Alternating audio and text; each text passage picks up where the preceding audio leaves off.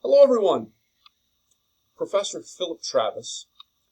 And this week in American history, we're going to look at the United States in the 1920s. The 1920s, a period of time that is sometimes referred to as the Jazz Age, or most commonly the Roaring Twenties. And this is a very important and interesting moment in American history. In one respect, the 1920s is really an era that witnesses the emergence of spectator sports, the explosion of mass consumerism, the development of really important steps in the civil rights movement with figures like Marcus Garvey, for example, the emergence of what we historians would call first wave feminism.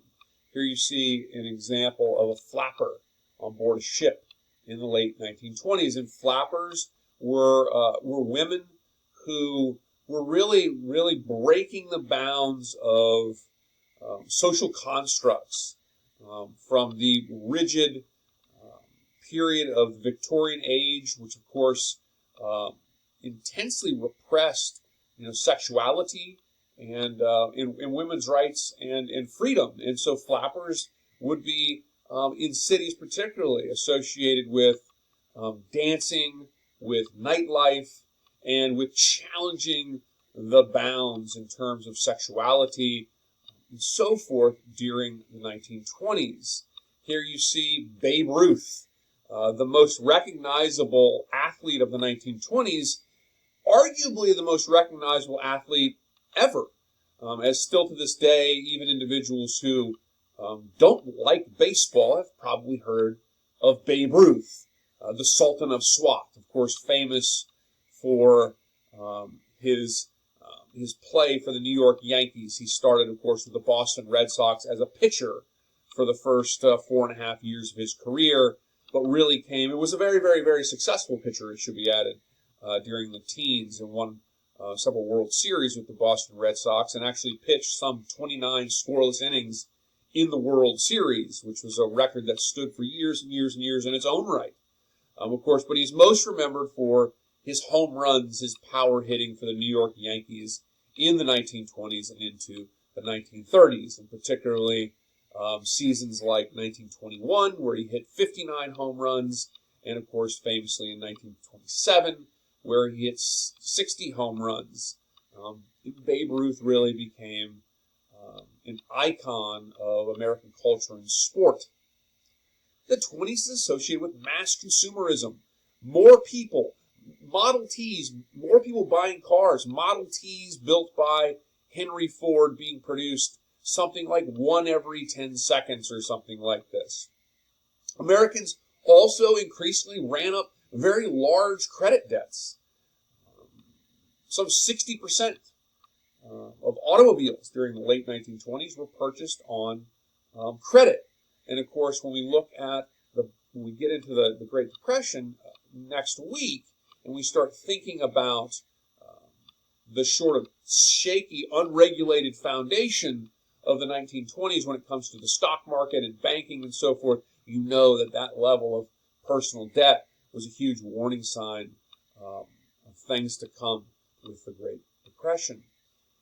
To that point, the 1920s, too, was a period of time in which the United States, a brief moment in time, really, where the United States, throughout the 1920s, the United States was really dominated by the Republican Party. The presidents were Republican, Warren G. Harding, Calvin Coolidge, and then Herbert Hoover. And the Republicans also controlled both houses of Congress.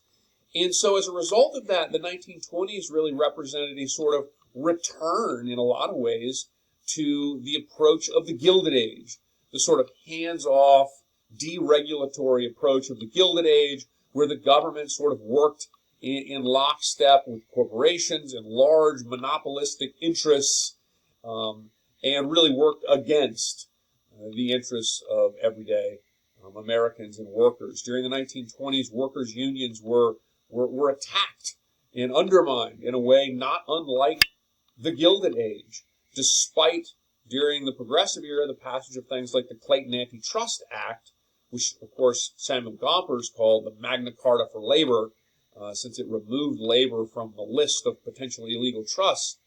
Despite that, during Woodrow Wilson's presidency, despite Theodore Roosevelt's intervention in the 1902 coal miners' strike, the United States during the 1920s really has a brief moment where it returns to sort of the approaches in terms of politics and economics of the Gilded Age.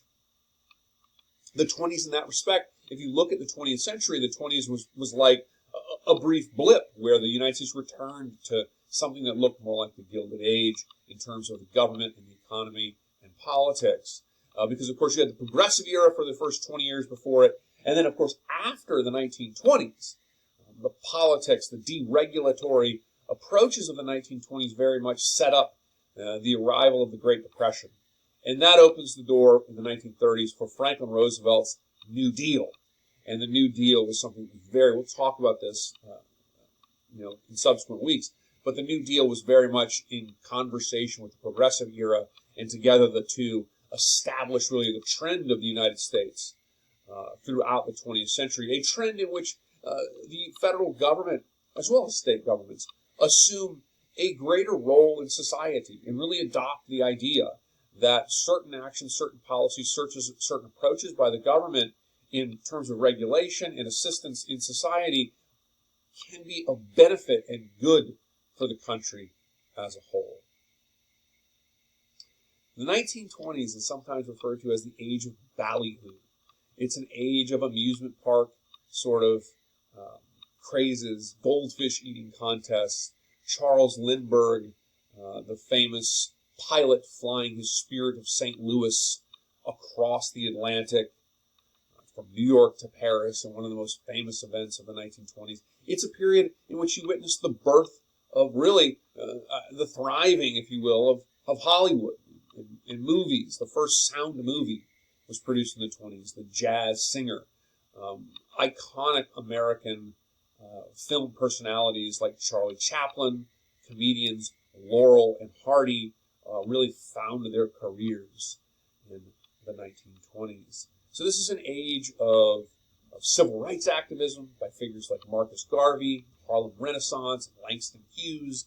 It's an age of women activism and feminism in the United States. It's an age where you also see the emergence in certain areas, in cities like New York, of greater sort of acceptance for gay men in places like New York City. And amazingly, in the 1920s, you saw greater acceptance in places like New York City of the gay community in places like New York, for example, than you would find in the aftermath of World War II, some 3 decades later. Likewise, women, lesbian women, for example, faced, in a lot of respects, greater scrutiny during the 1920s than they had previously. So it is it's also an age of organized crime. The Prohibition of Alcohol, the 18th Amendment, helps to give rise to an organized crime gang crisis in the United States, particularly in places like Chicago, with, of course, Al Capone really being the figurehead of illegal alcohol and liquor sales being brought in from Canada. There were also so-called rum runners that brought alcohol up from the Caribbean to fuel really the organized crime industry of the 1920s. So it's a very interesting and important moment in American history.